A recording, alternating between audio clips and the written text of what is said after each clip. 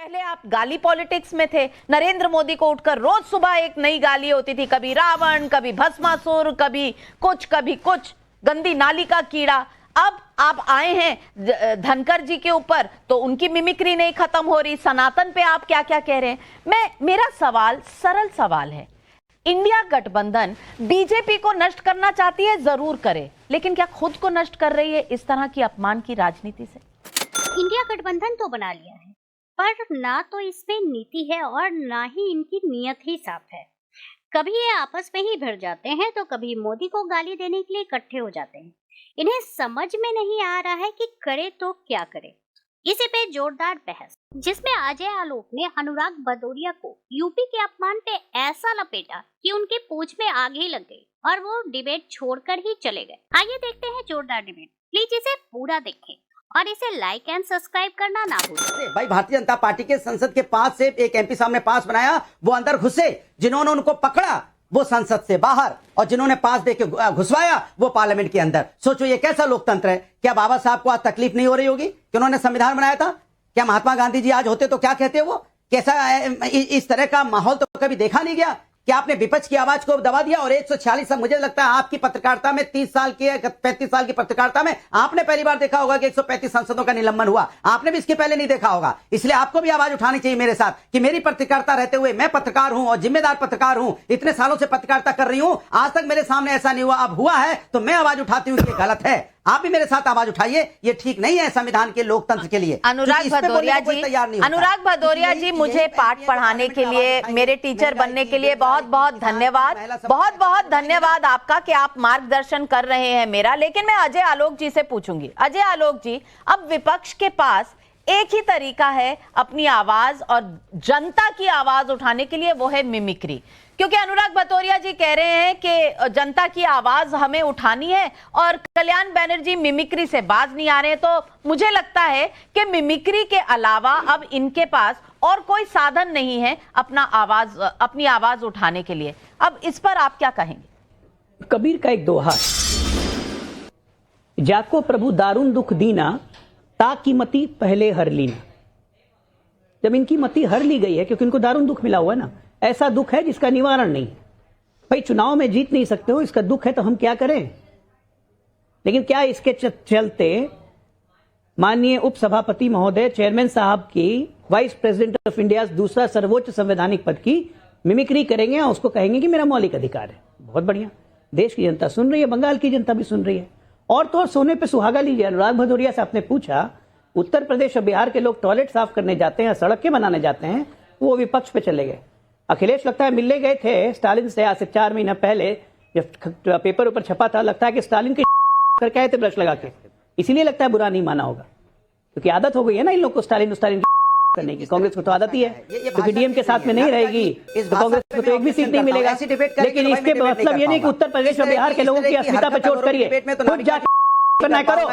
उत्तर प्रदेश और बिहार के लोगों को टॉयलेट साफ करने के लिए बोल रहे हैं और उसका जवाब देने की हिम्मत नहीं है आपको। जवाब देने की हिम्मत नहीं है, ये नहीं है बोलने की हिम्मत, ये नहीं है बोलने की हिम्मत। कुछ बोला तो गलत किया। हम इसलिए अपने नेताओं पे अभी नहीं बोल रहे कि हम लोकतंत्र का सम्मान करते हैं, संविधान पे बैठे लोगों का सम्मान करते हैं। आप एक मुख्यमंत्री के बारे में पार्टी के राष्ट्रीय के बारे में क्या बोल रहे हो? ये नहीं है भाषाशाली है। बिहार के लोग आपको पूरा हिंदुस्तान देख रहा है, कैसे भाषाशाली का इस्तेमाल करते हैं भाई? ये भारतीय जनता पार्टी लोग हैं, 50 करोड़ लोग चले जा रहे हैं। अनुराग जी, कम से कम आपने ऑब्जेक्शन तो किया। आप अजय आलोक जी अगर कुछ कहते हैं तो ऑब्जेक्शन करते हैं, दयानिधि मारन जी, रेवंत रेड्डी जी वही बात कहते हैं, आप ऑब्जेक्शन नहीं करते। अब ये कौन सी क्रिया है मेरे समझ में नहीं आती। लेकिन आचार्य जी मेरे साथ यहाँ स्टूडियो में है। आचार्य जी, मैं आपसे पूछना चाहती हूँ, मुद्दा ये है कि मिमिक्री पर अगर बहस चल रही है, अनुराग जी श्वास अंदर लीजिए, अभी छोड़िए मत, तब तक मैं आचार्य जी से एक सवाल पूछ लूं। जिनकी भाषा शैली ठीक हो, जिनको कम से कम हिंदुस्तान की संस्कृति संस्कार का बारे में पता हो। हमने अपनी बात शालीनता से रखी, आप भी अपनी बात शालीनता से रखिए। हमने किसी के बारे में गलत नहीं बोला। अभी आपको बिल्कुल सामने नंगा करके दिखाऊंगा जनता को कि आपकी असलियत क्या है। चरित्र क्या है नहीं आप लोग नहीं, का? व्यक्तिगत हमला करोगे तो करारा जवाब आप लोग का मिलेगा, फिर आप चरित्र क्या है? फिर FIR करते घूमते रहना। अच्छा, व्यक्तिगत हमला करोगे तो करारा जवाब मिलेगा। पूरे उत्तर प्रदेश और बिहार की जनता के बारे में कहोगे तो हम ताली बजाएंगे, हम कुछ नहीं कहेंगे, जो कहता है कहता रहे। ले अनुराग भदौरिया जी, आज आपका चाल चरित्र सब खुल गया है। मैं आचार्य जी से पूछना चाहती हूँ। आचार्य जी, दयानिधि मारन, रेवंत रेड्डी, ये तमाम लोग यूपी बिहार के बारे में जो कह रहे हैं आपने सुना। वायरल वीडियो है, डीएमके कहती है दयानिधि मारन का पुराना वीडियो है। पुराना भी है तो भाव तो वही है जो उन्होंने कहे। लेकिन रेवंत रेड्डी जी ने तो अभी कहा था यूपी बिहार के बाद, और गौमूत्र स्टेट्स कहा। जिन स्टेट्स में बीजेपी जीतती है, जो उत्तर भारत के राज्य हैं, उनको गौमूत्र राज्य कहा गया। और ऊपर से अब कह रहे हैं कि मिमिक्री करना, अभिव्यक्ति की आजादी होनी चाहिए। चलिए, एक बार मान लिया आजादी है, लेकिन बंगाल जाकर दोबारा मिमिक्री करते ही रहना, यानी कि आपके पास और कोई ब्लूप्रिंट है नहीं चुनाव जीतने का। आप सिर्फ अपमान करेंगे और अपमान की राजनीति करेंगे। पहले आप गाली पॉलिटिक्स में थे। नरेंद्र मोदी को उठकर रोज सुबह एक नई गाली होती थी, कभी रावण, कभी भस्मासुर, कभी कुछ, गंदी नाली का कीड़ा। अब आप आए हैं धनखड़ जी के ऊपर तो उनकी मिमिक्री नहीं खत्म हो रही। सनातन पे आप क्या क्या कह रहे हैं। मेरा सवाल सरल सवाल है, इंडिया गठबंधन बीजेपी को नष्ट करना चाहती है, जरूर करे, लेकिन क्या खुद को नष्ट कर रही है इस तरह की अपमान की राजनीति से? नाविका जी, दुष्यंत कुमार जी का एक बहुत ही प्रसिद्ध शेर है कि गजब है सच को सच कहते नहीं वो, गजब है सच को सच कहते नहीं वो, कुरान और उपनिषद ओढ़े हुए हैं, चढ़ाता फिर रहा हूँ जो चढ़ावे, तुम्हारे नाम पर सब बोले हुए हैं।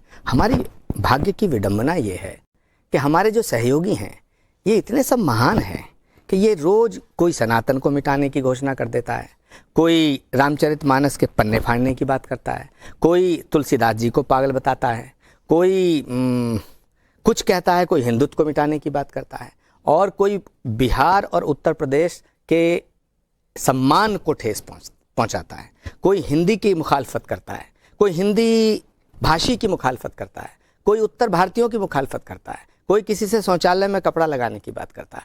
ये सब जितनी गलतियां हैं, कोई उपराष्ट्रपति की मजाक बनाता है। अब ये सब जितने भी गुनाह हैं ये कर रहे हमारे सहयोगी, और इसकी सज़ा जो है वो हमको भोगनी पड़ रही है और हमें संभवतः भोगनी पड़ेगी। दूसरी बात यह है कि भारत की जनता अपने सांसद को इसलिए चुनती है, नाविका जी, गंभीरता से मैं बड़ी जिम्मेदारी से बात कर रहा हूँ, कि उसकी समस्याओं के समाधान की चर्चा करेगा जाकर के।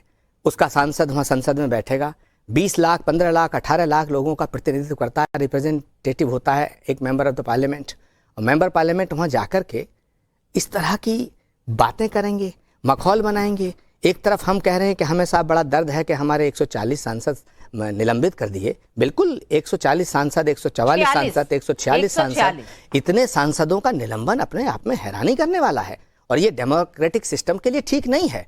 मैं अजय आलोक जी की से भी कहना चाहूँगा कि अजय आलोक जी, ये एकदम से इस तरह करना ठीक नहीं है, इससे डेमोक्रेसी को फ़ायदा नहीं होगा। लेकिन जब हम उसका दर्द मनाने के लिए, उसका प्रोटेस्ट करने के लिए बाहर आते हैं, तो हम उपराष्ट्रपति की नकल उतारते हैं। भारत के उपराष्ट्रपति की मिमिक्री कोई जोकर करे, कोई हास्य कलाकार करे, कोई कवि करे, समझ में आता है, लेकिन भारत का सांसद करे, ये समझ में नहीं आता। अगर इतना ही उन्हें इस तरह की कॉमेडी करने का शौक है, तो ममता दीदी इतनी गंभीर पॉलिटिशियन है, इतनी जिम्मेदार राजनीतिक हैं वो, और वो संघर्ष से निकल के आई हैं, तो उन्हें चाहिए कि इनका टिकट काट दिया जाए, और टिकट काट के इन्हें किसी थिएटर में भर्ती करा दिया जाए। तो ये बड़े सवाल हैं। अभी मैं भदौरिया जी को सुन रहा था, भदौरिया जी हमारे साथी हैं और बहुत ही अच्छे जुझारू और संघर्ष करने वाले व्यक्ति हैं, और मैं समझता हूँ गाँव से इनका नाता है।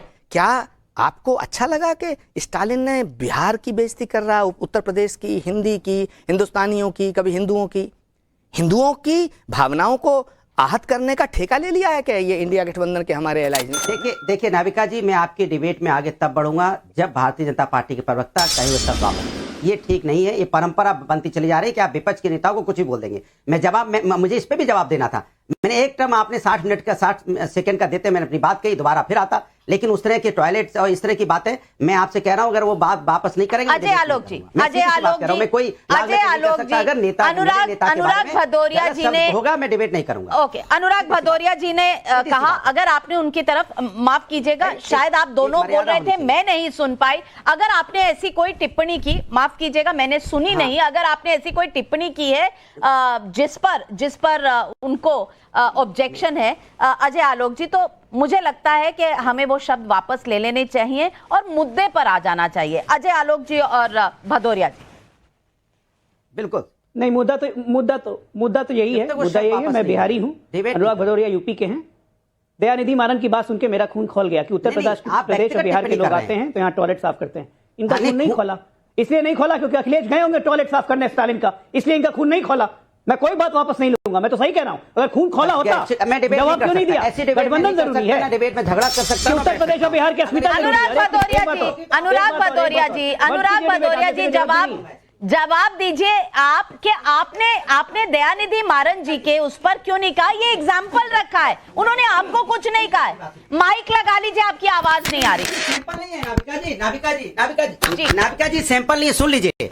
इस तरह की मैं किसी नेता के बारे में कभी गलत शब्दों का इस्तेमाल नहीं करता, क्योंकि एक जो लीडर होता है वो संवैधानिक चलिए अखिलेश जी के, वो संवैधानिक मैं मानती हूँ आज इस तरह की भाषा का इस्तेमाल आप इसको इंडोर्स कर रहे हो। नहीं, मैं बिल्कुल इंडोर्स नहीं करती, और मैं चाहूंगी अजय आलोक जी नहीं कर सकता, अजय आलोक जी, एक मिनट, अजय आलोक जी, मैं आपसे दरखास्त करूंगी कि आप अखिलेश जी का नाम ना ले, वो सम्मानित पूर्व मुख्यमंत्री हैं। अनुराग भदौरिया की समझ में दिक्कत है, तो मेरी प्रॉब्लम नहीं है। पार्टिसिपेट में नविका जी उनको बोलिए सुनने, प्रॉब्लम क्या है ना कि सिर्फ अपना बोलते रहते हैं, दूसरे का सुनते नहीं। बोलना शुरू कर दो, उनको बोलिए सुनने जरा। हाँ, मैंने क्या बोला? अनुराग जी वो दुरुस्त कर रहे हैं अपना आर्ग्यूमेंट, आप सुन तो लीजिए, आप सुन तो लीजिए, आप सुनेंगे नहीं। अब वो कह रहे हैं सही चीज कह रहे हैं, आपकी आवाज आ नहीं रही। एक मिनट, सुन तो लीजिए जी। अजय आलोक जी, आप अपना आर्ग्यूमेंट रखिए, फिर अनुराग जी जवाब देंगे। मैंने पहले भी यही कहा, नहीं, मैंने पहले भी यही कहा कि लगता है कि अखिलेश वहां गए होंगे 4 महीना पहले चेन्नई में, तो उनका टॉयलेट साफ किया होगा, इसलिए अनुराग भदौरिया का खून नहीं खोला। मैंने कहा लगता है, मैंने ये नहीं कहा कि किया होगा, ठीक है ना? पहली बात, तो ध्यान से शब्दों को सुना कीजिए। अब उनकी बात छोड़िए, मैं आचार्य जी से एक बात पूछना चाहता हूँ, बड़ी सफाई से आचार्य जी इंडी गठबंधन के बारे में बोलते रह गए। आचार्य जी ने अनुराग जी अगर अखिलेश जी के बारे में मैं भी वो कह रहे, उन्होंने कहा कि क्या यूपी का कोई भी आदमी सिर्फ टॉयलेट साफ करने के लिए रह गया? आपका खून क्यों नहीं खोल रहा? सबके लिए आपका खून क्यों नहीं खोल रहा? अनुराग भदौरिया जी उठकर चले गए, जवाब नहीं है। शो पर आने के लिए आपका धन्यवाद। वो फिर नाराज ना हो जाए, मैं तो बहुत डरती हूँ आप लोगों की नाराजगी और बॉयकॉट से। अनुराग जी ने दोबारा शो को ज्वाइन किया है, उसके लिए मैं भी उनका आभार प्रकट करता हूं, क्योंकि विपक्ष की आवाज होनी चाहिए। मैं कहना चाहता हूं कि जिस समय डीएमके के नेता सनातन को मिटाने की बात करते हैं, हमें उनका विरोध करना चाहिए। बिहार की जनता का अपमान करते हैं, विरोध करना चाहिए। अनुराग भदौरिया जी, यही तो सिर्फ बात है कि सबके लिए बोलिए। हम चाहते हैं आप सबके लिए बोलिए, और हम भी नहीं चाहते, हमारे लिए भी अखिलेश जी सम्माननीय है। देखिए, हम लोग हमेशा संवैधानिक पद पे बैठे लोगों का सम्मान करते हैं। हमारी डिबेट हो सकती है, बात हो सकती है, लेकिन हम कभी नहीं कहते कि किसी भी देश के प्रधानमंत्री जी के बारे में आप सब शब्दों का इस्तेमाल कभी नहीं करते, क्योंकि प्रधानमंत्री हमारे भी हैं। इसी तरह से आदरणीय अखिलेश यादव जी भी मुख्यमंत्री रहे हैं, उन्होंने उत्तर प्रदेश के लिए बहुत कुछ किया है। आप कुछ भी शब्द बोल देंगे तो ठीक नहीं है ना, इसलिए डिबेट खराब होती है। ये कह रहा था, जो भी उन्होंने नहीं कहा, समाजवादी पार्टी ने नहीं कहा, लेकिन अनुराग भदौरिया जी, फिर आपको तौसीफ खान भाई को बोलना चाहिए ना कि वाइस प्रेसिडेंट के खिलाफ इस तरह से टीका टिप्पणी नहीं होनी चाहिए। यही तो हम आपसे अपेक्षा रखते हैं। तो मैं एक चीज आप बिल्कुल रखते हैं, और मैं ये भी कहूंगा कि जिस तरह संवैधानिक पद पे बैठे व्यक्ति ने जिस तरह से बात की कि मैं जाट समुदाय से आता हूं, किसान समुदाय से आता हूं, ये भी नहीं बोलना चाहिए कि संवैधानिक पद पे आप जब होते हो तो आप हिंदुस्तानी होते हो।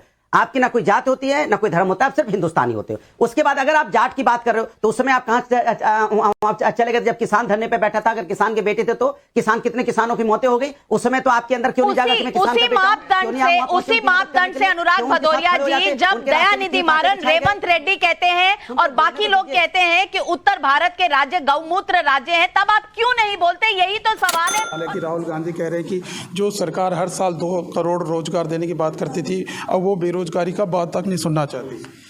नहीं, उनको गिनती नहीं आती है, उनको खाली उपराष्ट्रपति महोदय के मखौल उड़ाने का वीडियो बनाने आता है। ये छिछोरा व्यक्ति है, क्या हमसे पूछवा रहे हो? भारतीय जनता पार्टी के सांसद और भोजपुरी गायक मनोज तिवारी के एक बयान को लेकर नया विवाद खड़ा हो गया है। दिल्ली में नॉर्थ ईस्ट सीट से सांसद मनोज तिवारी का कांग्रेस के पूर्व अध्यक्ष राहुल गांधी पर आपत्तिजनक टिप्पणी करते हुए एक वीडियो वायरल हो रहा है।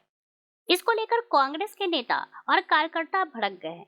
कांग्रेस के कई नेताओं ने इस पर तीखी प्रतिक्रिया व्यक्त की है। दरअसल मनोज तिवारी का जो वीडियो वायरल हो रहा है उसमें वह कांग्रेस सांसद राहुल गांधी को छिछोरा कहते सुनाई दे रहे हैं, जिसका अर्थ निम्न होता है, लेकिन इन शब्दों का इस्तेमाल अपशब्द के तौर पर किया जाता है। मनोज तिवारी से एक पत्रकार ने सवाल किया था कि राहुल गांधी कहते हैं कि जो सरकार हर साल 2 करोड़ रोजगार की बात करती थी वह अब रोजगार की बात नहीं सुनना चाहती।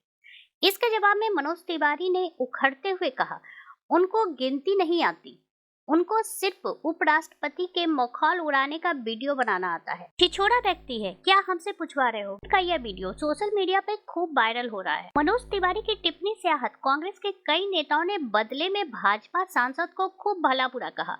कांग्रेस के नेता अलका नामा ने तो मनोज तिवारी को नचनिया तक कह डाला।